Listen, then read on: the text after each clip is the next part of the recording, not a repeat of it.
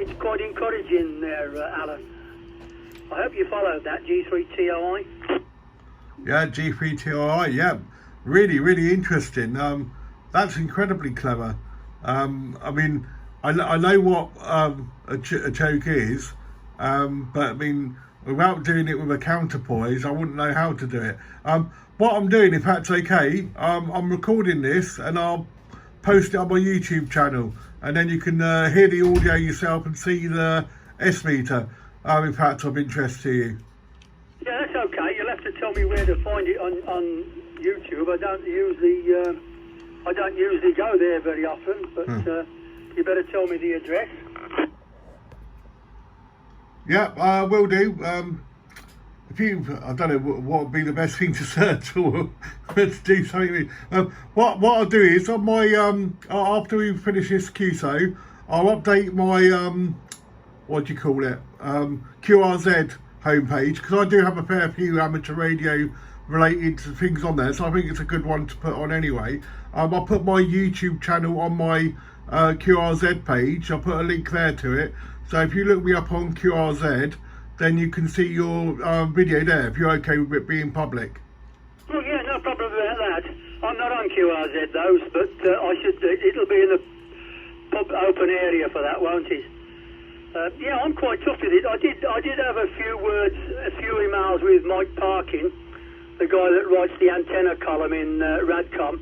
Wow. And I've kept him up to date with developments, but I mean, this is the best comparison I've ever had, because I've got a note here, his meter 0.5, and I remember you saying it was Q5 and about S5. Yeah. So it's now Q5 and S9, which has made quite a bit of difference, I think.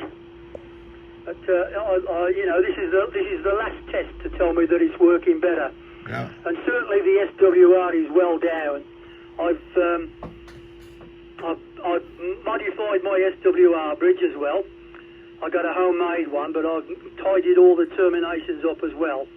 And I reckon I'm about 1.2 and a bit to 1. Ooh. So that can't be bad.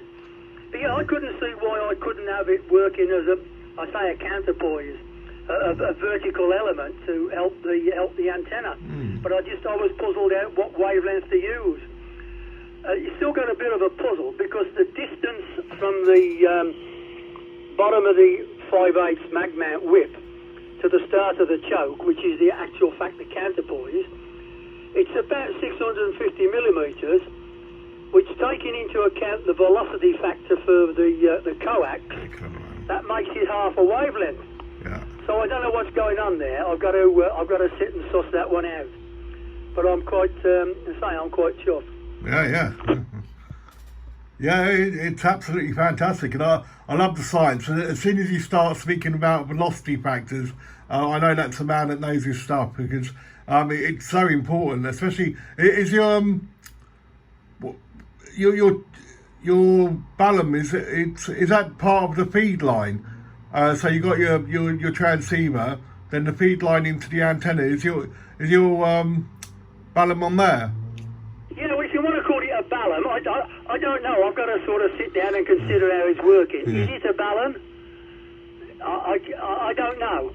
I don't know whether the combination of the half wavelength, the electrical half wavelength, and the choke is making it into more of a match feed. Yeah.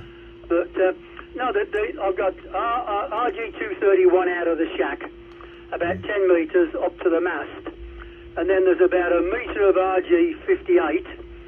Then it does 3.5 turns round about a 40-odd millimetre diameter. Then there's a vertical length, 650 millimetres, to the bottom of the 5/8 whip. Oh, no, yeah. So it's all in the coax. Yeah. And well, results are interesting, to say the least. But certainly the power output meter on the rig is going up a little bit. And the SWR, I've got a Mickey Mouse meter on it, and it's reading 0 at the minute. When I put it into forward, it's reading full scale. Yeah. So it's sort of, at a glance, it's pretty good. I've got a termination to put a multimeter in there, so I can plug the multimeter in and calculate the exact thing. But It shows about the same SWR with this bridge to a 47 ohm dummy load as it's showing to the antenna now, so it must be kind of halfway right. 3-0 FWE, Golf 3, Tango Oscar India. Yeah, Golf 3 Tango Oscar India.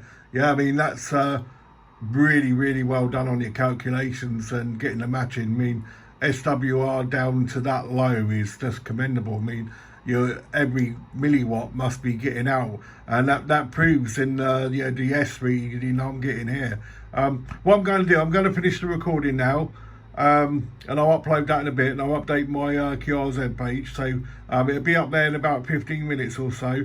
So if you check back in about 15 minutes, take a peek then, and you can hear the recording. But the other thing I would suggest as well, if you don't have one already, is the Rig Expert Stick Pro. It's what I use on all my VHF, UHF stuff. Absolutely fantastic device. I'll put it in the video there because I'm doing a lot of reorg at the moment. But bang for buck, it's brilliant.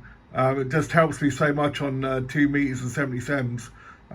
Yeah, it's got my tunings really SWR, and seeing the length of the coax going into the mast and the quality of the coax going into the mast making a big difference. 2E0 FWE, back to you for the final over, if that's okay. Okay, fine, Alan, no problems. Yeah, I will finish playing with this for a bit now, but I've always worked, I've had my ticket since 1964, and I've always really worked the same way. Get the antenna about there with a GDO, and then go from there. It's exactly the same as I did with the 80 metre one. I got it to about where it should be with a GDO, and then played about from there, just taking one turn or off the coil or half a turn off the coil, and that did it. Okay, I'll disappear inside, have a cup of tea and a sandwich, and then I'll look on QRZ on your page.